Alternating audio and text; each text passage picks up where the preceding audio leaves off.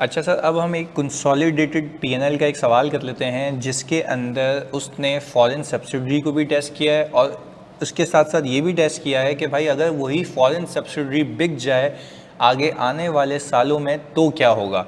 तो 25 नंबर का सवाल है, बहुत टेक्निकल सवाल था। सही है जी, इसके लिए ग्रिप अच्छी होनी चाहिए, तो बिल्कुल सुकून सुकून से करेंगे, एक एक चीज़ समझाऊंगा, इसके अंदर फोकस कीजिएगा।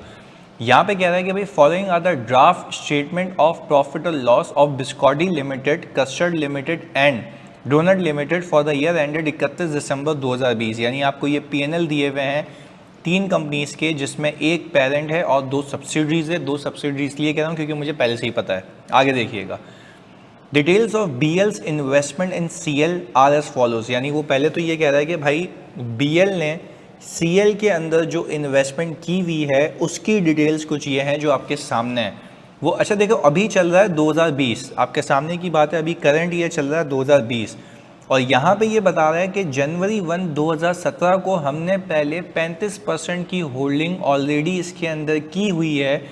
उस दिन इसकी शेयर प्राइस थी 11 रुपये की, मैंने इसको 1100 मिलियन दिए थे क्योंकि रुपीज इन मिलियन है। शेयर कैपिटल उस दिन इसका इतना था और 600 मिलियन की रिटेन अर्निंग थी। अच्छा, अब यहाँ पे थोड़ा फोकस होकर बात को समझें तो आपको पता लगेगा कि क्योंकि मैं यहाँ पे अगर यहाँ पे लिखूँ कि जनवरी 1 2017, 17 ही है ना, ओके, जनवरी 1 2017 पे इसका जो स्टेटस है वो एसोसिएट वाला है, ऐसा ही है। और एसोसिएट की कौन सी अकाउंटिंग होती है सर? इक्विटी अकाउंटिंग होती है, ऐसा ही है ना। ग्रुप फाइनेंशियल्स के अंदर तो इक्विटी अकाउंटिंग होती है, इसकी मैंडेटरीली होती है। क्यों? क्योंकि भाई आपको जाहिर सी बात है कंसोलिडेटेड बुक्स में तो आपको उसको इक्विटी अकाउंटिंग पे रखना ही रखना है। तो खैर, अब हमने कहा कि भाई अगर मैं यहाँ पे देखूँ तो इसने 1100 मिलियन की इन्वेस्टमेंट की हुई है, तो सेपरेट बुक्स में तो इन्वेस्टमेंट डेबिट और कैश क्रेडिट होकर कहानी खत्म हो गई होगी। आगे फिर वो कह रहा है कि भाई 1 अप्रैल 2020 को इसने मजीद 40% की इन्वेस्टमेंट की है, तो ये चेंजेस इन ग्रुप स्ट्रक्चर भी भाई यहाँ पे टेस्ट हो गया। चेंजेस इन ग्रुप स्ट्रक्चर, तो देखिएगा मजीद इसने इन्वेस्टमेंट की 40% की, इस दिन इसका स्टेटस हो गया चेंज, ये बन गई आपकी सब्सिडरी।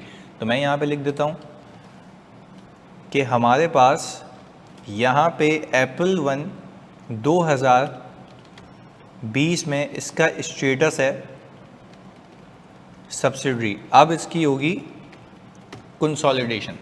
तो ये हमने 2 बातें अभी की हैं आपके सामने टू मेक इट क्लियर। अच्छा, अब अगर मैं ट्रीटमेंट की बात करूं, ट्रीटमेंट, तो ट्रीटमेंट ये है कि चेंजेस इन ग्रुप स्ट्रक्चर के अंदर जब आपकी नॉर्मल इन्वेस्टमेंट या एसोसिएट सब्सिडरी बन जाती है तो आप प्रीवियसली रिकॉग्नाइज्ड इन्वेस्टमेंट को फेयर वैल्यू पे लेकर आते हैं एंड गेन या लॉस ग्रुप रिजर्व या पीएनएल में पार्क करते हैं। ये हमने रिकॉल कर लिया चेंजेस इन ग्रुप स्ट्रक्चर वाला एक कॉन्सेप्ट जो यहाँ पे आपको पता होना चाहिए था। रिकॉल देखें अगेन, इसमें उसने कंसोलिडेटेड पीएनएल तो पूछा है, फॉरेन सब्सिडी भी पूछी है, उसका डिस्पोजल भी पूछा है, और ये चेंजेस इन ग्रुप स्ट्रक्चर अभी रीड करके मैंने आपको बता दिया। सही जी, फोकस होकर देखते हैं अब तक क्या हुआ होगा before this company has turn into our subsidiary, पहले वो देख लेते हैं। तो मैंने कहा कि भाई अगर मैं इसकी अकाउंटिंग शुरू करूं तो मैंने ये कहा कि भाई इन्वेस्टमेंट की जो कॉस्ट है वो क्या रही होगी सर? इन्वेस्टमेंट की जो कॉस्ट है वो रही होगी 1100 मिलियन। अच्छा, अब एक बच्चा, ऐसी बात है, मस्ती होती है हमें, हम यहाँ पे चेक करते हैं कि भाई अगर मैं 3000 इसके अगर शेयर्स हैं और 35% लगाऊँ, अच्छा 3000 तो शेयर कैपिटल है, डिवाइड किया 10 से, इसको किया 35%, तो मैंने कोई 105 मिलियन शेयर्स खरीदे हुए हैं इसके, और उस दिन इसकी शेयर प्राइस कितनी चल रही थी? 11 की। तो देखें मैंने 1155 की इन्वेस्टमेंट 1100 में खरीदी है, तो मेरे लिए रेलेवेंट यही है, तो आपको उस पर जाने की नीड ही नहीं है। जितना आपके पास से जेब से गया है पैसा वो आपकी कॉस्ट है। आगे, अच्छा अब हमने कहा एट एक्विजिशन, जो कि जनवरी 2017, यहाँ पे मैंने देखना होगा इसका शेयर कैपिटल और रिटेन अर्निंग्स। अच्छा जी, अब मैं यहाँ पर आ गया, मैंने कहा भाई इसका शेयर कैपिटल कितना चल रहा है? हमने कहा सर 3000। अच्छा भाई उस दिन इसकी रिटेन अर्निंग कितनी चल रही है? आपने कहा 600 की। ये हो गया हिसाब किताब यहाँ तक। फिर मैंने कहा at further acquisition, further acquisition जब तक नहीं हुई तब तक तो मेरा भाई ये क्या थी, हमारी एसोसिएट थी ना। तो मैंने कहा ये अप्रैल 1 2020, सही जी। अगेन डेट को चेक कर लेते हैं, अप्रैल 1 2020 है। शेयर कैपिटल रिमेन सेम, और यहाँ पे इसकी आप रिटेन अर्निंग देखते हैं 1300 ये दी हुई है। तो हमने कहा चलें सर ये वाली बात हो गई, यहाँ तक भी आपको क्लियर होना चाहिए। फिर मैंने कहा कि सर हमने इसको सम किया, मैंने कहा शेयर ऑफ कंपनी का नाम क्या है भाई, BL, कितना परसेंट है, 35, और ये भी 35, ये लगा दिया हमारे पास। तो हमने ये कहा कि सर हमारे पास जब हमने इसका 35% लगाया तो ऑल टुगेदर मेरे पास यहाँ से यहाँ तक का 245 का पोस्ट एक्विजिशन प्रॉफिट है। पोस्ट एक्विजिशन प्रॉफिट है एसोसिएट का, ये रहा। कब से कब तक का है सर, जब से मैंने इसको एक्वायर किया था तब से लेके अब तक का 245। तो मेरी यहाँ पे इन्वेस्टमेंट की कैरिंग अमाउंट, सही है जी, यहाँ पे मौजूद होगी 245 प्लस 1100 पे, 245 plus 1100, that is cost of investment, सही है जी। यहाँ तक बात समझ आती है। अच्छा देखें अगेन, इस रिटेन अर्निंग के अंदर इस साल के 3 महीने का जनवरी फरवरी मार्च का भी प्रॉफिट शामिल है। इस बात को अपने भेजे में रखिएगा, क्योंकि यहाँ तक तो इक्विटी अकाउंटिंग है ना। जब PNL बनाऊंगा तो 3 महीने का प्रॉफिट ऐड करूंगा सिर्फ अपनी कंसोलिडेशन की वर्किंग के अंदर, सही है, before I make a consolidated PNL। क्योंकि देखो ये जो PNL है आपका, इसमें कुछ तो इक्विटी अकाउंटिंग होगी ना, शेयर ऑफ प्रॉफिट भी लेके आओगे जब तक एसोसिएट थी। खैर, अब हमने कहा इन्वेस्टमेंट की कैरिंग अमाउंट ये आ गई। अब आगे देखते हैं, ये आ गई इन्वेस्टमेंट की कैरिंग अमाउंट, सही। अब इसको क्या होना है, रीवैल्यू होना है। रीवैल्यू इसलिए होना है मेरे बच्चों क्योंकि अब मैंने मजीद इन्वेस्टमेंट की हुई है। आए जी देखते हैं, मैंने कहा अगर मेरी जो फर्दर इन्वेस्टमेंट है, सही जी, उसकी कॉस्ट क्या है, वो तो उस दिन की फेयर वैल्यू पे ही होगी ना। तो फर्दर इन्वेस्टमेंट देखें मैंने 1400 की है, 1400 मिलियन की। अच्छा, फर्दर इन्वेस्टमेंट जो मेरी 1400 मिलियन की है, अगर मैं इसको भी देखूं तो 3000 को मेरे बच्चों में अगर 10 से डिवाइड करूं और मज़ीद 45%, और इस दिन की शेयर प्राइस कितनी चल रही है सर, 15, तो आप देखें मैं यहाँ पर 40% है। अच्छा अब आप देखिएगा सर, मैंने ये कहा कि 3000 टोटल शेयर कैपिटल है, एक 10 का है, मैंने 10 से डिवाइड कर दिया, मैंने 40% की इन्वेस्टमेंट परचेज की हुई और मैंने उसको मल्टीप्लाई कर दिया 15 से, सही है जी। तो मैंने कहा भाई मेरे हिसाब से 1800 आता है, बट खैर मैंने सस्ते में खरीदी है तो खरीदी है, मेरा फ़ायदा है, तो मेरी ये कॉस्ट ऑफ इन्वेस्टमेंट होगी। अच्छा, बट पुरानी इन्वेस्टमेंट को तो रीवैल्यू करना है ना, उसके लिए तो कोई ऑप्शन ही नहीं है। तो हम पता है क्या करेंगे, अब प्लीज़ सुनिएगा, हम अब ये करेंगे यहाँ पर कि मैंने कहा कि भाई अब आप ये देखें कि अगर यही पिछली होल्डिंग, और पिछली होल्डिंग कितनी है मेरी 35% यानी 105 मिलियन शेयर्स, 105 मिलियन शेयर्स। तो मैंने कहा 105 मिलियन शेयर्स जो हैं अगर मैं ख़रीदता आज की तारीख के ऊपर तो उसकी वैल्यू क्या होती 15 के हिसाब से, सही है जी। तो मैंने कहा 105 मिलियन को 15 से मल्टीप्लाई करूं तो 1575 की अमाउंट बनती है, 1575 की अमाउंट बनती है। और ये देखें 1345 पे मैं मौजूद हूँ, तो क्या मैं कह सकता हूँ कि फेयर वैल्यू गेन रीमेजरमेंट पे कितना आ गया भाई, इतना। ये आपका आइडियली ग्रुप रिजर्व या PNL में पार्क हो जाएगा, क्योंकि आपने इसको इंक्रीज करके फिर कंसोलिडेशन करनी है। तो मैंने कहा भाई देखें ये तो पुरानी इन्वेस्टमेंट हो गई इन दोनों को प्लस करके, और ये हो गई मेरी न्यू इन्वेस्टमेंट। अच्छा भाई ये तो हो गई कैश की कहानी। आगे देखें, फिर वो कह रहा है in addition to the cash payment जो कि 1400 मिलियन के ऊपर पे की है मैंने 1 अप्रैल को, it was agreed on the acquisition that further cash, मजीद कैश दूंगा मैं 320 मिलियन का। अगर अच्छा वो कैश भी कब दूंगा, मार्च 2021 में, यानी अगले साल। इफ़ CL का नेट प्रॉफिट 2020 का 500 मिलियन से 500 मिलियन से ज़्यादा हो जाए। तो मैं सवाल में जाके देखूँ तो देखो 900 मिलियन है, बट ऑब्वियस सी बात है, आप मुझे खुद एक बात सोच के बताएं, जब मैं ये अकाउंटिंग कर रहा हूँगा तो उस दिन तो मुझे आगे का पता नहीं होगा ना, मैं नजूमी तो नहीं हूँ। तो मैंने उस वक्त अपने अंदाजे से fair value of this consideration कितनी है 240 मिलियन, तो मैंने यहाँ पे कंटिंजेंट कंसिडरेशन की फेयर वैल्यू भी ले ली 240 मिलियन की। तो मैंने कहा सर अगर मैं इन तीनों का सम कर लूँ तो ये आ गया 3215 टोटल कंसिडरेशन की फेयर वैल्यू, और ये है 80% के लिए, ये है 80% के लिए। सही है जी। अच्छा 80% नहीं कहेंगे इसको, ये हो गया हमारा 40 और 35 75%। सही जी, देख लीजिए भाई 40 और 35 75% के लिए। सही है जी, ये कहानी हो गई यहाँ तक। आई होप यहाँ पे इसमें आपको कोई मसला कोई इशू होना नहीं चाहिए। खैर मैंने सिंपल क्या किया, पुरानी इन्वेस्टमेंट इक्विटी अकाउंटिंग पे थी, उसको रीवैल्यू किया, यहाँ पे ले आया। मैंने कहा भाई ये जो न्यू इन्वेस्टमेंट है उसकी फेयर वैल्यू ये है, ये कुल मिला के इतनी इन्वेस्टमेंट हो गई। आगे चेंजेस इन ग्रुप स्ट्रक्चर के साथ है ये। अब फिर वो कहता है on the date of acquisition CL के fair value of net assets equal थे कैरिंग वैल्यू के एक्सेप्ट इन्वेंट्री के। अच्छा भाई अब यहाँ पे देखिएगा, inventory which was carried at ₹600 million, यानी इन्वेंट्री जो जाहिर सी बात है लोअर ऑफ कॉस्ट और एनआरवी पे कैरी हो रही होती है सेपरेट बुक्स में, उसकी एनआरवी भले ही ज़्यादा हो, बट आप जब उस कंपनी को खरीद रहे होते हैं तो यू माइट पे मोर, क्योंकि जाहिर सी बात है आपसे तो उसने फेयर वैल्यू के हिसाब से ही पैसे लिए होंगे ना, तो माइट क्या, वो तो जाहिर सी बात है ऊपर जाएगा, तो उसके लिए जो कॉस्ट है वो लोअर है, उसकी एनआरवी ज़्यादा है, पर आपके लिए एनआरवी कॉस्ट बन जाएगी, क्योंकि इस पर आपको कोई फ़ायदा नहीं होगा क्योंकि आपकी तो जेब से पैसे जा रहे हैं। तो खैर ये देखिएगा तो उसकी फेयर वैल्यू 960 मिलियन है।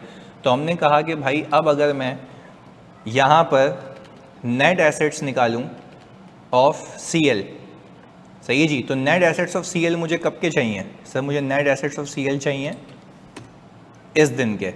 तो मैंने कहा भाई शेयर कैपिटल जो है वो आ गया ये, सही है जी, और रिटेन अर्निंग्स इसी दिन की मेरे पास हैं, वो आ गई 1300, चेक कर लेते हैं। ओके, फिर मैंने कहा कि सर इसके अंदर मैं करूँगा फेयर वैल्यू एडजस्टमेंट्स। अच्छा फेयर वैल्यू एडजस्टमेंट्स जो मैं कर रहा हूँ उसके लिए आप ज़रा फोकस होकर देखिएगा यहाँ पे इन्वेंट्री। अच्छा भाई इन्वेंट्री की अगर मैं देखूँ यहाँ पे जो मेरी फेयर वैल्यू है वो 960 वर्सेस 600, 960 वर्सेस 600, तो ये 360 मैंने इंक्रीमेंटली यहाँ पे बुक किया क्योंकि मेरे लिए ये कॉस्ट है। और इसके बाद सर हम देखें तो और कुछ भी है, 14% का बैंक लोन लिया हुआ है सब्सिडरी ने 800 मिलियन का, जिस पे मार्कअप पे होता है एनुअली हर 31 मार्च के ऊपर, यानी आपका पे हो चुका होगा, अब आगे का आपने देखना है। अच्छा फिर कह रहा है इंटायर प्रिंसिपल जो है 2022 में जाके पे होगा on acquisition debt market rate. जाहिर सी बात है मार्केट ऊपर नीचे होती है, तो अब जाहिर सी बात है मुझे अगर किसी फाइनेंशियल इंस्ट्रूमेंट की फेयर वैल्यू चाहिए होती है तो मैं उसके कैश फ्लोज की प्रेजेंट वैल्यू लेता हूँ, उसके कैश फ्लोज की प्रेजेंट वैल्यू ले लेता हूँ। तो अब मैं देखूंगा कि भाई इस लायबिलिटी की मेरी वैल्यू क्या है। तो अब हमने कहा fair value of loan calculation. अच्छा भाई अब मैंने ये कहा कि अब मेरी जो अगली जो इंटरेस्ट की पेमेंट है वो कब होनी है। आपने कहा इंटरेस्ट की पेमेंट होनी है सर आपकी 31 मार्च 2021 में, और फिर आपकी होगी 31 मार्च 2022 में। चेक कर लेते हैं, हाँ जी 31 मार्च 2022 में ये आ गया। अच्छा जी 600 मिलियन का लोन है, 600 है 800 है भाई 800 है, 800 मिलियन का लोन है और एनुअली मैं इंटरेस्ट पे करूंगा, तो अगला इंटरेस्ट मैं पे करूंगा 31 मार्च 2021 में, क्योंकि मैं 20 में तो मौजूद हूँ, 20 का पे हो चुका होगा 31 मार्च पे। आगे तो मैंने कहा भाई 14% 112 आ गया, ये भी सेम ही रहेगा क्योंकि ऐसी बात है प्रिंसिपल चेंज नहीं हुआ, रीपेमेंट नहीं हो रही है, और 800 मिलियन मुझे आखिर में पे करने। अच्छा भाई अब मैंने कहा कि ये तो मेरे हो गए कैश फ्लोस, ये तो हो गए मेरे कैश फ्लो। अब मैं कहूँगा प्रेजेंट वैल्यू एट 10% जो कि मार्केट रेट है। तो भाई माशाल्लाह इसने IFRS 9 भी टेस्ट किया, इसके अंदर 1.1 की पावर 2 और ये आ गया 1.1 की पावर 1। तो अगर मैं यहाँ पे टोटल प्रेजेंट वैल्यू देखूं तो आ रही है 856, यानी इस लोन की फेयर वैल्यू ज़्यादा है। अगर मैं आज सेटल करने जाऊं किसी को, तो मुझे इसके पैसे पे करने पड़ेंगे 856 मिलियन, और जबकि इसने अपनी इस नेट एसेट्स में इक्विटी में इसको 800 मिलियन पर रखा हुआ होगा, तो fair value of loan adjustment कितनी की आ गई सर? 856 माइनस 800, वो ये आ गया। अच्छा भाई, अब जाहिर सी बात है ये लोन इंक्रीज़ हुआ है, लोन की अमाउंट इंक्रीज़ हुई है, तो मैं इसको नेगेटिव में दिखाऊंगा। अच्छा जी, अब सर इन सब को कराने के बाद, क्योंकि इसके अलावा कोई एडजस्टमेंट नहीं है, ये आ गई fair value of net assets. Fair value of net assets. अब मैंने कहा कि सर अब मेरे पास कंसिडरेशन भी है, नेट एसेट्स भी है, लेट्स टॉक अबाउट गुडविल। तो आपने कहा कि कंसिडरेशन कितनी रखूं भाई? आपने कहा 3215, मान लिया सर। फिर मैंने कहा सर इसके बाद नेट एसेट्स का 75% ये रख लिया। अच्छा सर, नेट एसेट्स का 75% देखूं तो आ रहा है ज़्यादा, तो सर ये तो आ गया bargain purchase gain, bargain purchase gain. अच्छा, बारगेन परचेज गेन आपका ग्रुप रिजर्व में भी जाता है, पीएनएल में भी जाता है, दोनों आपने पार्क करना होता है। ये तो मैंने बहुत बेसिक्स में भी बताया हुआ है। ये कहानी हो गई। अच्छा सर, ये इतनी मेहनत हम क्यों कर रहे हैं? क्योंकि देखें इन सारी चीज़ों का आपके पीएनएल पे इम्पैक्ट होगा। मैं पीएनएल इम्पैक्ट्स को हाईलाइट कर लेता हूँ ताकि मुझे बाद में याद रहे। मैं हटा भी दूंगा फिर, अभी रीज़न है क्योंकि जब मैं पार्क कर रहा हूँ तब मैं उसको हाईलाइट करूँगा ना, ताकि कुछ रह नहीं जाए। तो इधर देखिएगा, मैंने कहा कि सर अगर मैं यहाँ पे देखूँ तो ये तो पोस्ट एक्विजिशन आज तक का है, मैं तो 3 महीने का पार्क करूँगा, ये आज तक का याद रखिएगा, इसलिए इसको हाईलाइट नहीं कर रहा। यहाँ पे ये जो मैंने पार्क किया है, ये वाली अमाउंट 230 मिलियन ये जाएगी मेरे पीएनएल में, ये गेन अदर इनकम में चली जाएगी। और मैंने कहा सर इन्वेंट्री और ये जो अमाउंट है ये गुडविल के इम्पैक्ट हैं, तो ये बार्गेन परचेज गेन में आ जाएंगे, तो ये यहाँ आ जाएगा। सही जी। और सर इसके अलावा आई डोंट बिलीव कि इसके अलावा कोई और एडजस्टमेंट अब तक एक्विजिशन डेट की। हाँ, अब इंटरेस्ट का चेंज आएगा, मैं इंटरेस्ट बुक करूँगा 14% से, वो बुक कर रहा होगा 14% से, मुझे बुक करना है 10% से। तो इसका जो डिफरेंशियल इम्पैक्ट है वो भी आपके पीएनएल में जाएगा। तो वो जब हम पीएनएल बनाएंगे तब देखेंगे, या तो यहाँ निकाल लेते हैं कि लोन इंटरेस्ट एट 14%। अच्छा, लोन इंटरेस्ट एट 14% के लिए मैंने सिंपल एक काम करना है कि भाई 14% पे था तो 800 को 14% इंटू 9/12 कर लूँ, 800 इंटू 14% इंटू 9/12, ये आ गया 84। अच्छा, ये 84 का इंटरेस्ट ऑलरेडी पीएनएल में होगा। अगेन रिपीट कर रहा हूँ, 800 का इंटरेस्ट ऑलरेडी पीएनएल में होगा। मुझे क्या करना है? मुझे तो ये देखना है कि भाई अगर 856 पे कहानी चल रही होती और 10% हो, ये मैंने तो अपनी वैल्यू को अपग्रेड कर लिया ना। मैं जो वैल्यू को अपग्रेड कर लिया तो मैं 10% से बुक करके उसको लेके जाऊँगा। तो मैंने कहा सर अब मैं अगर सिर्फ इसको 10% करूँ और इसको 856 करूँ तो ये आ गया आपके पास 64 का। तो सर अब मुझे एक बात बताएं, अगर ये 64 का आपके पास आ गया तो आपने सॉर्ट ऑफ इतने का रिवर्स करना है। आपने सॉर्ट ऑफ जो है वो इतने का रिवर्स करना है 20 का, to be reverse from finance cost. सही जी। तो ये भी एक आपकी पीएनएल की एडजस्टमेंट आ गई, इसको भी मैं ग्रीन कर लेता हूँ भाई, ये आ गया। अच्छा भाई, अब हमने कहा कि भाई जनवरी 1, 2019 पे बीएल ने एक्वायर किया है 80% share holding in DL for in dollar currency 120 million, यानी 120 मिलियन की हमने एक सब्सिडरी खरीदी है, वो मेरी इन्वेस्टमेंट है। सही जी। किसने खरीदी है भाई? बीएल ने डीएल के अंदर, याद रखिएगा आगे। और जनवरी 1, 2019 पे, तो अब यहाँ पे बीएल डीएल कर लेते हैं, फॉरेन सब्सिडरी। अच्छा भाई, अब हमने कहा जब ये फॉरेन सब्सिडरी की बात हो रही है तो टोटल अमाउंट इन्वेस्टेड कितनी है भाई? टोटल अमाउंट इन्वेस्टेड है 120 मिलियन। और इसको हम डॉलर का साइन दे देते हैं ताकि अलग से देखे तुम लोगों को।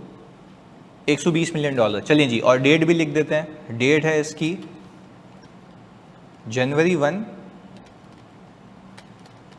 2019। सही जी, आगे रीड करते हैं इसको।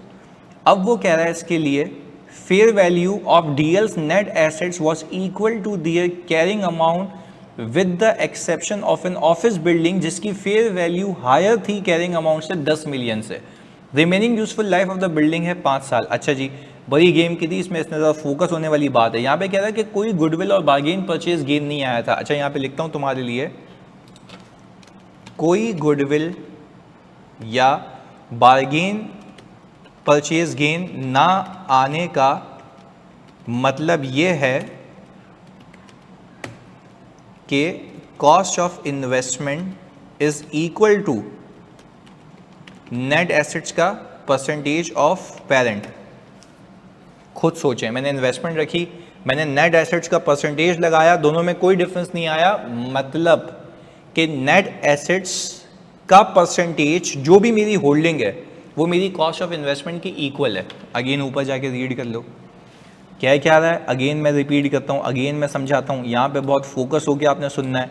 ये वाली इसने अच्छी चीज़ पूछी थी सवाल के अंदर, वो कह ये रहा है कि बीएल ने 80% शेयर होल्डिंग एक्वायर की है 120 मिलियन डॉलर दे के, पहली चीज़। और फिर नीचे बता रहा है कि कोई गुडविल और बार्गेन परचेज नहीं था, यानी जो भी नेट एसेट्स होंगे उसका जो परसेंटेज लगाया वो एग्जैक्ट फेयर वैल्यू एडजस्टमेंट्स को करने के बाद भी एग्जैक्ट 120 मिलियन आया है, यानी कोई गुडविल और बार्गेन परचेज गेन नहीं है। तो मैंने यहाँ पे लिख दिया तुम्हारे लिए कि cost of investment is equal to net assets का परसेंटेज ऑफ पेरेंट, यानी नेट एसेट्स का परसेंटेज जो मेरा हिस्सा है, parent share, net asset percentage of parent share. सही है जी, ये क्लियर कर लेते हैं। अच्छा खैर, तो अब हम ये करें कि सर जब मैंने गुडविल निकाली होगी, सही है जी, तो गुडविल निकालते वक्त मैंने कंसिडरेशन रखी होगी ये 120 मिलियन डॉलर। मैं डॉलर्स की बात करूं क्योंकि जब मैंने फॉरेन करेंसी सिखाया था, पहले मैं आपको सब डॉलर में करवाता हूं फिर कन्वर्ट करते हैं।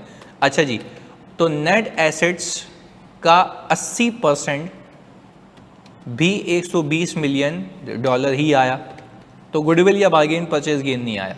यहां तक हिसाब किताब सही है। अब आगे देखिएगा, नेट एसेट्स अगर 100% निकालना चाहूं तो मैं क्या करूं, सिंपल, इसको 80% से डिवाइड कर दो तो ये 150 मिलियन आ गया। बहुत फोकस होकर देखिएगा। फिर मैंने कहा इसके अंदर fair value adjustment of building कितने की होगी, 10 की। तो मैंने कहा इसके अलावा जो होगा वो share capital plus retain earning है, वो ये रहा 140 मिलियन। यानी सर सिंपल कर दिया मैंने कि 140 मिलियन डॉलर्स के मेरे पास एट एक्विजिशन,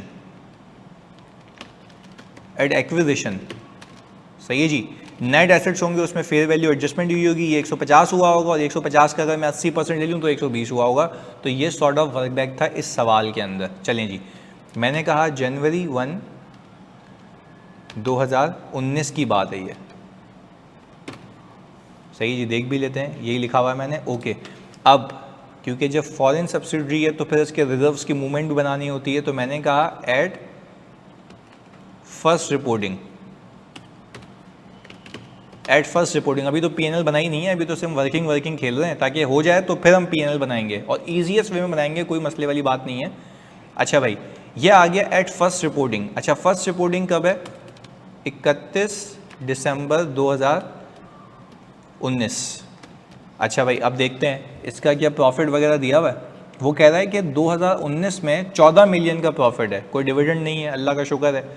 ये आ गया सर, ये क्या रहा होगा, 5 डिवाइडेड बाय और मल्टीप्लाई बाय 4, तो 2 मिलियन डॉलर्स का इंक्रीमेंटल डेप्रिसिएशन है। हमने कहा सर अगर मैं इसको ये कर लूँ तो हिसाब किताब कुछ ये है, क्या मैं कह सकता हूँ कि पोस्ट एक्विजिशन प्रॉफिट 1 साल का ये आ रहा है 12 मिलियन। अच्छा याद रखिएगा, असल में प्रॉफिट जो है, असल में जो प्रॉफिट है, सही है, शेयर कैपिटल रिटेन अर्निंग के चेंज का, सही है जी, वो 14 मिलियन है। तो 12 क्यों आ रहा है, इंक्रीमेंटल डेप्रिसिएशन यहाँ पे ये बुक हो रहा है ना, और हमें बुक भी करना चाहिए डॉलर्स में, तो ये आ गया। सही जी, ये हिसाब किताब हो गया। अब आए जी, मूवमेंट बनाते हैं, working of reserves in terms of PKR. Working of reserves in terms of PKR अब बनाना है, अब बहुत ही क्रिटिकल एलिमेंट है तो फोकस होके देखना।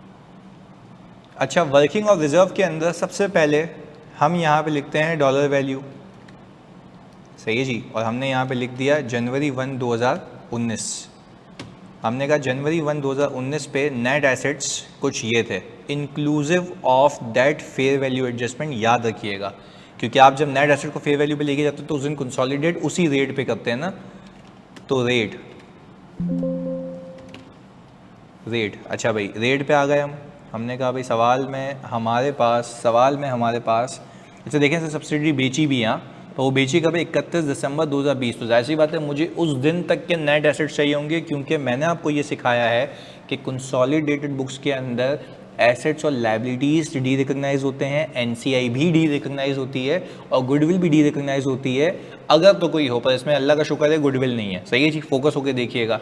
हमने कहा कि भाई जनवरी 1 2019 पे 10 रुपये का रेट चल रहा है और हमने कहा पीकेआर वैल्यू ये रही, तो हमने कहा जब मैं इसको मल्टीप्लाई करूं इससे तो ये आ गया 1500, सही है जी। फिर हमने इसके अंदर पोस्ट एक्विजिशन प्रॉफिट डाल दिया इन टर्म्स ऑफ डॉलर, सही है जी, याद रखिएगा इसके अंदर इंक्रीमेंटल एडजस्ट हुआ हुआ है, मुझे चाहिए एवरेज, तो क्या मुझे एवरेज दिया हुआ है, 2019 का, यस 9.5,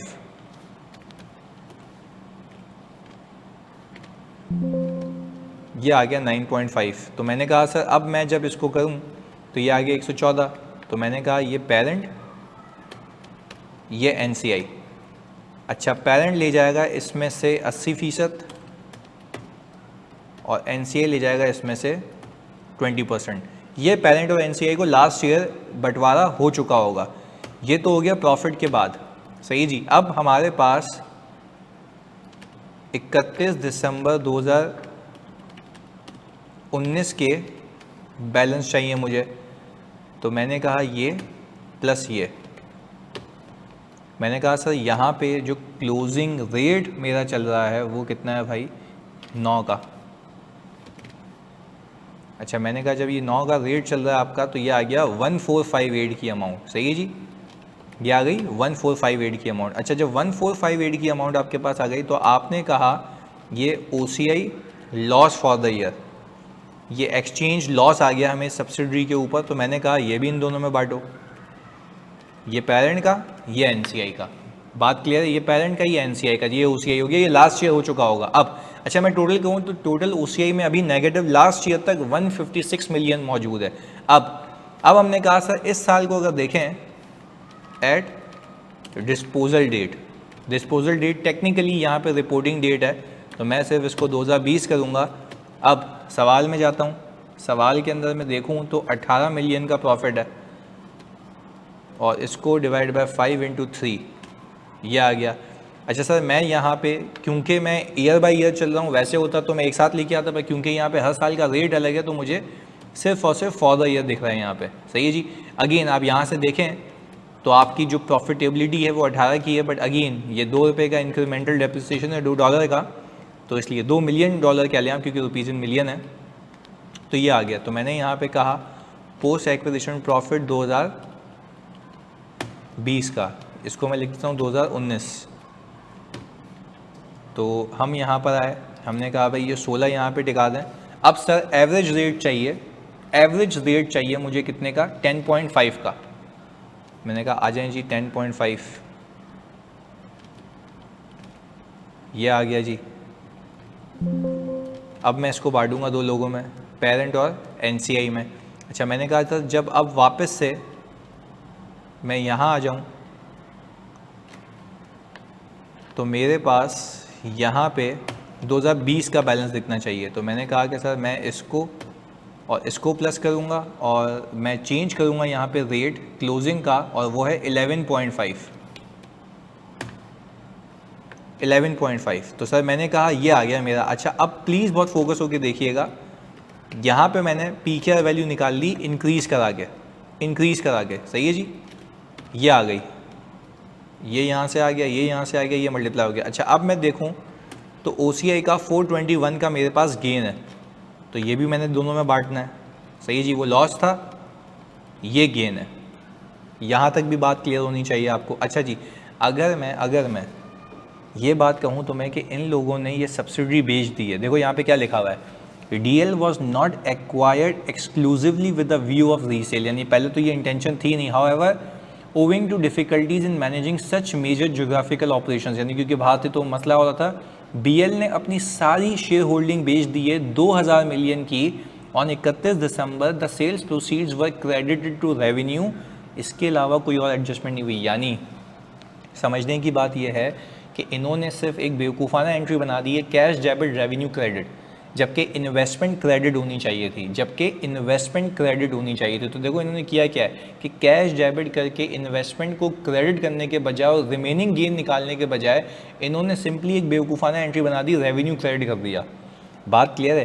पर अगेन अगर वो सही एंट्री बना भी लेता तो मैं सेपरेट बुक्स के गेन को तो वैसे ही रिवर्स करता हूँ और कंसोलिडेटेड बुक्स के गेन को डालता हूँ, जिससे होता क्या है, आज तक का पोस्ट एक्विजिशन वाइप ऑफ हो जाता है और जो मेरा सेपरेट बुक्स का गेन होता है वही रह जाता है। ये मैंने आपको बहुत पहले सिखाया हुआ है, तो आप चाहें तो वो जाके रिकॉल कर लीजिएगा।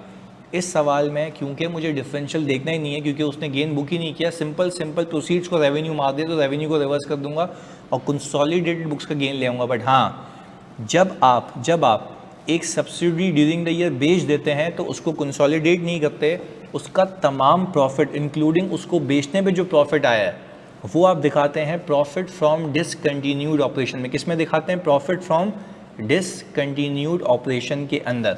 वापस रिपीट कर रहा हूँ, उसको आप दिखाते हैं प्रॉफिट फ्रॉम डिसकंटिन्यूड ऑपरेशन के अंदर, तो मैं वहाँ दिखाऊंगा और जो भी उसके रिलेटेड OCI के रिजर्व्स होते हैं वो भी रिवर्स करके आप अपने PNL में ले जाते हैं, क्योंकि that is no more a reserve, वो रियलाइज हो चुका, दैट्स इट।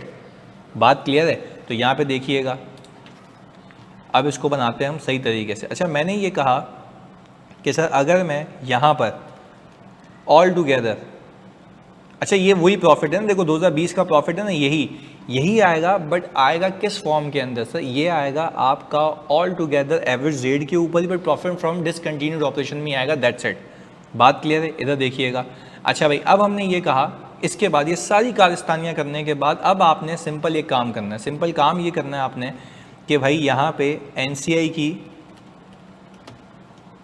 कैरिंग अमाउंट निकालनी है। अच्छा, मैंने कहा NCI at date of acquisition, NCI at date of acquisition, तो मैंने कहा कि भाई अगर मैं नेट एसेट्स ले लूँ टोटल जो ये वाले थे, इसका 20% ले लूँ मैं, सही है जी, और मैं रेट ले लूँ यहाँ पे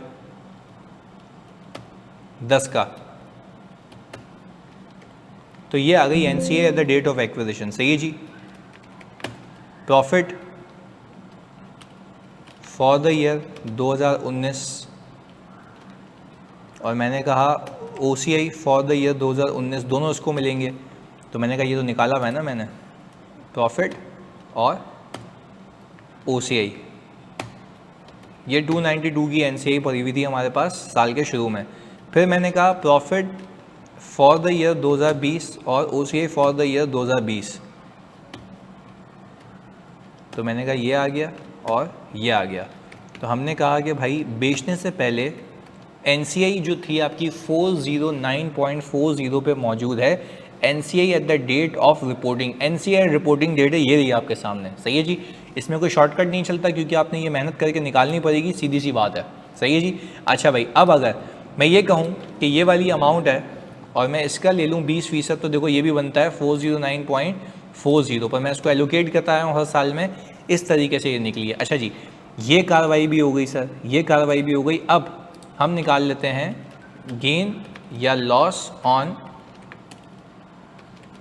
डिस्पोजल ऑफ सब्सिडरी, या you can say foreign subsidiary, सही जी, याद रखिएगा फॉरेन सब्सिडरी का गेन लॉस निकाल रहे हैं हम।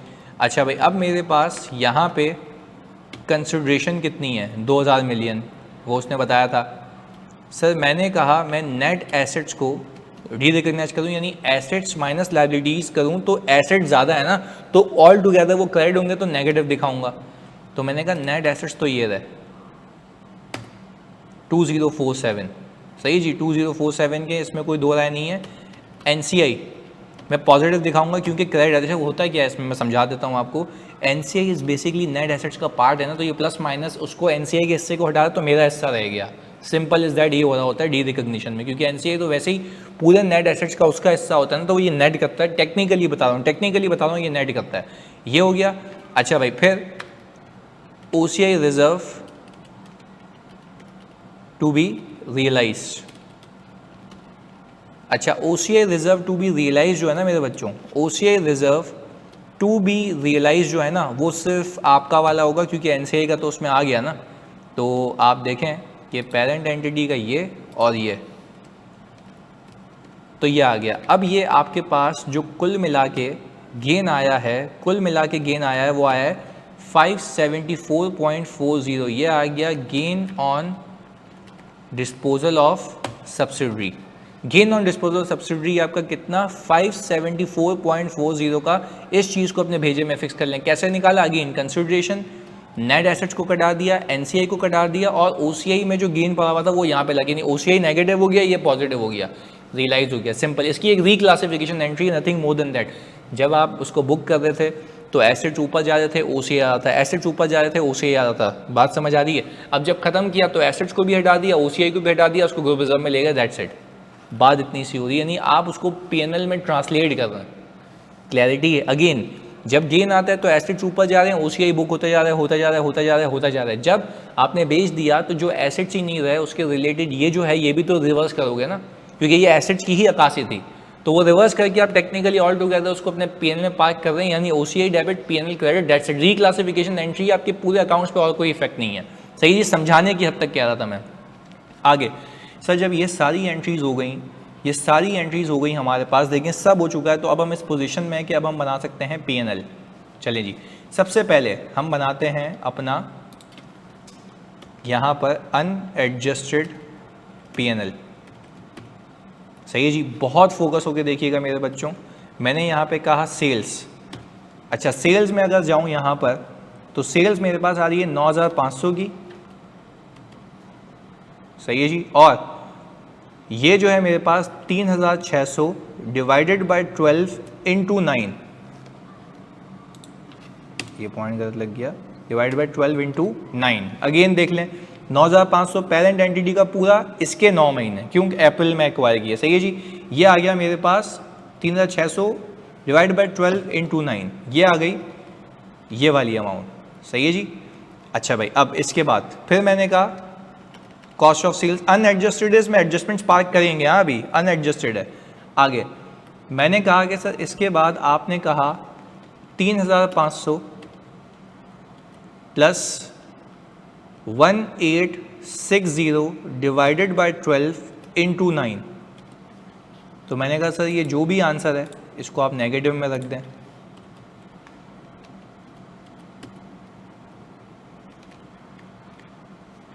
सही है जी, 1,860 डिवाइड बाई 12 इंटू 9, और ये आ गया। अच्छा भाई, अब हमने कहा इसके बाद हम, क्योंकि ग्रॉस प्रॉफिट निकालेंगे इसलिए मैंने जगह खाली रखी है, मैं यहाँ पर आ गया, मैंने कहा ऑपरेटिंग एक्सपेंसेस। ऑपरेटिंग एक्सपेंसेस, अच्छा ऑपरेटिंग एक्सपेंसेस के अंदर मैंने कहा सर मैं यहाँ पे 2,750 प्लस कर दूँ 780 डिवाइडेड बाय 12 इंटू 9। पीएनएल के सवाल में बस यही थोड़ा सा हिसाब किताब ऊपर नीचे देखना होता है।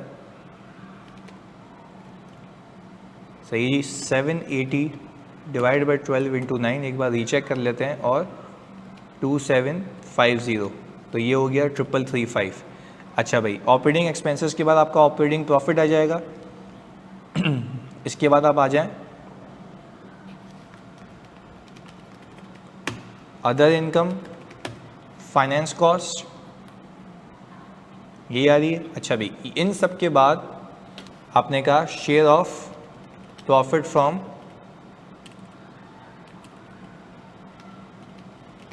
Associate, share of profit from associate. अच्छा भाई, अब share of profit from associate हम एडजस्टमेंट में ले लेंगे, क्योंकि यहाँ पे तो होता ही नहीं है। अदर इनकम पे आ जाओ भाई। अदर इनकम के अंदर आपने कहा भाई 305 तो इसका ले लो। सही है जी, और 120 डिवाइड बाई 12 इंटू 9, तो ये तो हिसाब किताब हो गया सीधा, क्योंकि इनकम है।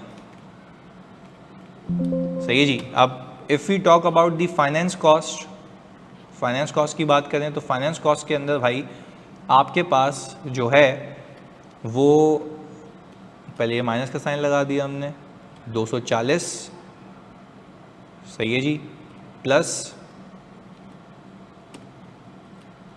180 डिवाइड बाई 12 इंटू 9, ये आ गया जी 180 डिवाइड बाई 12 इंटू 9 और 240। ओके, ये आ गया हमारे पास ये अमाउंट। अच्छा, जब मैं इनको सम करूंगा इन दोनों को तो मेरे पास आ गया ये ग्रॉस प्रॉफिट, सही जी। ये आ गया ऑपरेटिंग प्रॉफिट,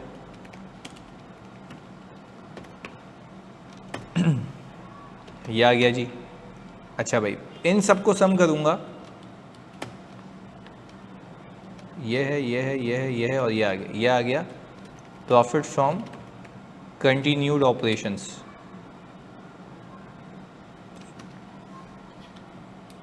ये आ गया प्रॉफिट फ्रॉम कंटिन्यूड ऑपरेशन, बल्कि यहीं रहने देते हैं इसको और इन सबको थोड़ा छोटा कर देते हैं।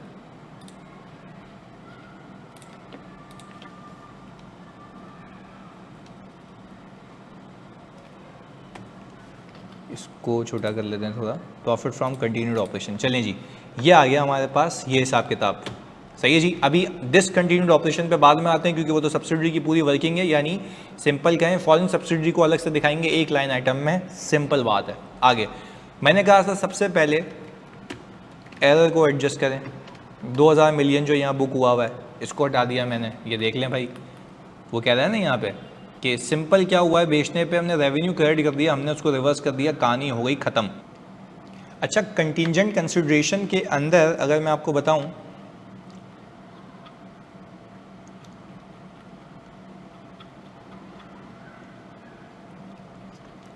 अच्छा इस रेवेन्यू की एडजस्टमेंट के बाद अब ज़रा फोकस करें, हम अगर देखें यहाँ पे तो आपके पास आ रही थी कंटिंजेंट कंसिडरेशन। आप याद करें कंटिंजेंट कंसिडरेशन के अंदर उसने कहा था कि अगर आपका टारगेट मीट हो गया तो मैं आपको मजीद पैसे दूंगा। तो देखो इस साल का टारगेट आपको मीट होता हुआ दिखा है, उसके उसने प्रॉफिट जो मारा है आपकी CL ने वो 900 मिलियन का मारा है। तो आपने कहा था कि भाई वो होना चाहिए 500 मिलियन से ज़्यादा, तो आपने उसको वादा किया था 320 मिलियन, जबकि उस वक्त आपकी असेसमेंट थी 240 मिलियन वो एस्टिमेट्स को इनकॉर्पोरेट करके। तो 320 और 240 सही जी, ऑपरेटिंग एक्सपेंसेस में डालते हैं 320 और 240 का जो मज़ीद डिफरेंस है वो आपने यहाँ पे एज एन एक्सपेंस बुक करना है, वो ये आ गया आपके पास। चलें जी, ये भी बात हो गई तय। अब आपने यहाँ पर अगर मैं आपको बताऊं तो इन्वेंट्री की एडजस्टमेंट की थी 360 मिलियन से, याद कीजिएगा। यहाँ पे देखिएगा वो कह रहा है 40% of this inventory is still included in CL's inventory, यानी मैं ये कह रहा हूँ कि भाई इसमें से 60% बिक चुकी है, इसमें से जो है 60% बिक चुकी है, तो इसका जो 60% का अमाउंट है वो प्रॉफिट बुक हुआ होगा।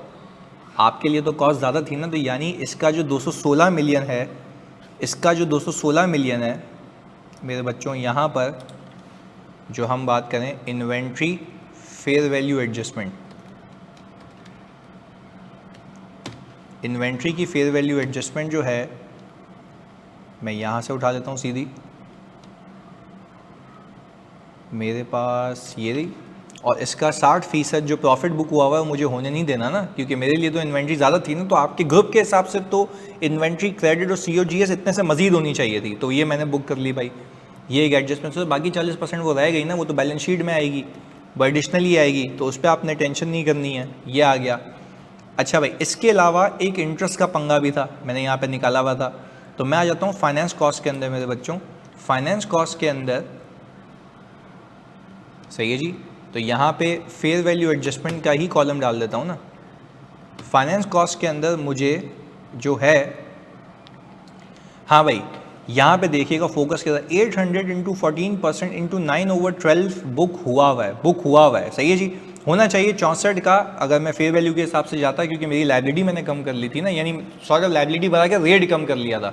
तो हुआ क्या था, हुआ ये था कि सर मुझे ऑल टुगेदर 20 से एडजस्टमेंट करनी है, तो 20 में यहाँ पॉजिटिव रख रहा हूँ, 20 यहाँ पॉजिटिव रखने का मतलब समझते हो कि भाई आप अपनी फाइनेंस कॉस्ट को रिड्यूस कर रहे हैं। अच्छा भाई, share of profit from associate आप यहीं भी मार दें, यहीं भी पार्क कर लें। और share of profit from associate कैसे निकलेगा, ये जो आपकी CL है, ये 900 मिलियन को आप डिवाइड करें 12 से और 3 महीने का यहाँ डाल दें, क्योंकि देखें ये आपकी कॉस्ट का पार्ट था ना, उसके आगे से आपने सब्सिडी बनाई है जो 9 महीने ऊपर आ रहे हैं। तो again 900 million divided by 12 into 3, 900 million divide by 12 into 3 आपके सामने की बात है, ये आ गया मेरे पास 900 मिलियन डिवाइड बाई 12 इंटू 3। तो मैंने यहाँ पे ये हिसाब किताब ऐसे कर लिया, सही है जी। शेयर प्रॉफिट फ्रॉम एसोसिएट आ गया। तो चाहे तो आप यहाँ पे ले आएँ, चाहे तो आप यहाँ पे ले आएँ। अच्छा सर, एसोसिएट का शेयर बुक करने के बाद हम ये देख लेते हैं कि भाई मजीद हमारी कौन कौन सी एडजस्टमेंट्स। अच्छा देखें, ये मैंने ग्रीन को हाईलाइट किया था इसलिए क्योंकि बारगेन परचेज गेन है। तो मैंने कहा आ जाए भाई इधर, बारगेन परचेज गेन आप डाल दें अदर इनकम में। ये रही, मैं यहाँ पे गया, मैंने बोला भाई ये जो बारगेन परचेज गेन है वो 238 की हमने यहाँ पार्क कर लिया, सही है जी। ये 20 पार्क हो गया, ये 225 पार्क हो गया, ये पार्क हो गया, ये पार्क हो गया। अच्छा जी, अब any other adjustment that has to be parked in, ये fair value gain on remeasurement, सही है जी। फेयर वैल्यू गेन मैं यहाँ पे इसलिए कर रहा हूँ कि आप लोगों को अपेरेंटली दिखे, यहाँ पे इसलिए कर रहा हूँ कि आपको अपेरेंटली दिखे। ये रहा 230, ताकि कोई चीज़ मिस नहीं हो। तो आपके सामने एक पूरी स्ट्रीमलाइन आपके सामने है। अच्छा सर, ये सारी एडजस्टमेंट्स पार्क करने के बाद हम टोटल कर लेते हैं, but before we make a total इस पे 35% भी तो लगाना है, क्योंकि पूरा तो मेरा पैसा नहीं है ना भाई, पूरा तो मेरा पैसा नहीं है। 35% की होल्डिंग थी मेरी, मैं चेक भी कर लूँ 30 थी 35 थी। सर ये हमारे पास 35 थी, बिल्कुल ऐसा ही है, क्योंकि एसोसिएट का तो मैंने हिस्सा लेना है ना अपना। चलें जी, ये आ गया एडजस्टेड। मैंने कहा sir let's talk about revenue, वो ये आ गया। COGS ये आ गई, आपके पास ये अमाउंट आ गई 5089 का ग्रॉस प्रॉफिट। चलें जी, फिर मैंने कहा कि अब अगर मैं ये बुक करूँ ऑपरेटिंग एक्सपेंसेस, तो इसके बाद मेरे पास आ गया ऑपरेटिंग प्रॉफिट। फिर मैंने कहा इसके बाद कि ये अमाउंट आ गई मेरी अदर इनकम की, ये अमाउंट आ गई मेरी फाइनेंस कॉस्ट की, और ये आ गई share of profit from associate. अब जब मैं इसका टोटल करूँगा तो मेरे पास आ गया 2261, ये है मेरा प्रॉफिट फ्रॉम कंटिन्यूइंग ऑपरेशन, सही है जी। अब मैं यहाँ पे प्रॉफिट फ्रॉम डिसकंटिन्यूड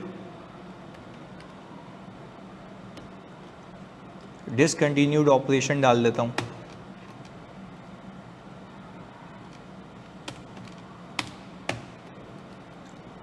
सही जी, प्रॉफिट फ्रॉम डिसकंटिन्यूड ऑपरेशन, और यहाँ पे हम नीचे वर्किंग 1 कर लेते हैं, सही है जी। प्रॉफिट फ्रॉम डिसकंटिन्यूड ऑपरेशंस, सही है जी, वर्किंग 1। अच्छा भाई, अब प्लीज़ फोकस होके देखिएगा। यहाँ पे मैंने कहा कि भाई अगर मैं profit from above reserve working कितना था, सिंपल उठा लेता हूँ ना मैं, ये रहा प्रॉफिट जो था मेरा 2020 का, वो था 168, सही है जी, एग्जैक्ट 168 ही था ना, इसमें और क्या था। अच्छा इसके अंदर ये भी देख लो, क्या वो इंक्रीमेंटल डेप्रिसिएशन एडजस्ट हुआ हुआ, यस। जो 16 था उसको 10.5 से किया एवरेज रेट से, तो वो ये आ गया, सही जी। फिर इसके बाद gain on disposal of subsidiary, ठीक है। तो वही है ना कि भाई जो gain on disposal of subsidiary है वो ऑल टुगेदर मैं यही डालूंगा, क्योंकि सब्सिडी से जो कमाना था वो ये रहा। तो इन दोनों को अगर मैं सम करूं तो ये आ गया 742.40। मैं यहाँ पे गया और मैंने कहा कि भाई वो आ गया मेरे पास 742.40, ये आ गया मेरा all together profit from discontinued operation, यानी मेरी सब्सिडरी वो जो बिक गई उसका गेन। OCI का रिजर्व भी जो है रिवर्स हो गया, NCI तो चली गई होगी। अच्छा याद रखिएगा, NCI जो डी रिकग्नाइज होगी ना, वो प्रॉफिट को उसको देने के बाद चेंजेस इन इक्विटी से होती है। ऐसा नहीं यहीं पे सोचोगे यहाँ से कहाँ से माइनस होगी, वो इक्विटी से होगी। ये बात याद रखिएगा, पहले प्रॉफिट का बंटवारा होगा, और प्रॉफिट के बंटवारे में देखो मैंने फॉर द ईयर के रिजर्व्स को भी रिवर्स करके, फॉर द ईयर से रिवर्स करके फॉर द ईयर की इनकम में डाल दिया, ताकि उसका प्लस माइनस जीरो हो जाए इम्पैक्ट। मैंने कहा कि सर जब मैं इसको सम करता हूँ तो 3003 की मेरे पास आती है प्रॉफिट बिफोर टैक्स की अमाउंट के ऊपर टैक्सेशन नहीं दी हुई है, बट ये है consolidated adjusted profit, consolidated adjusted profit. अब बाकी है हमारा other comprehensive income for the year. सही है जी, वो देख लेते हैं। मैंने कहा other comprehensive income for the year. अच्छा भाई, other comprehensive income on translation of subsidiary, वो कितनी है भाई? Other comprehensive income on translation of subsidiary 421 की है, reclassified to PNL upon disposal. तो सर वो एनसीए वाली क्यों नहीं कर रहे हैं भाई? एनसीए वाली तो एनसीआई को दे दी ना, अब वो तो डी रिकग्नाइज हो जाएगा पूरा। तो यहाँ पे डी रिकग्नाइज नहीं होगा, यहाँ पे तो ग्रुप में ही रहेगा ना, तो ग्रुप में उसे से निकल के पीएनएल में रियलाइज होकर खत्म हो जाएगा। तो वो कितना है भाई? वो जो फॉर द ईयर है इसमें, अच्छा फॉर द ईयर तो नहीं, खैर मैं एजेड का पूरा ही घुमाऊंगा इसके अंदर। तो मेरे पास यहाँ पर ये था अमाउंट, हाँ 212 का, तो ये आ गया मेरे पास नेट OCI 209 का। बात क्लियर है सर? तो यहाँ पे सर आपका ये सवाल खत्म होता है। Although that was quite tricky, इसके अंदर अगर जो इंट्रा ग्रुप एडजस्टमेंट्स है और मजीद होती हैं यानी आपस की सेल परचेस, तो क्या ही मज़ा आता। जज़ाक।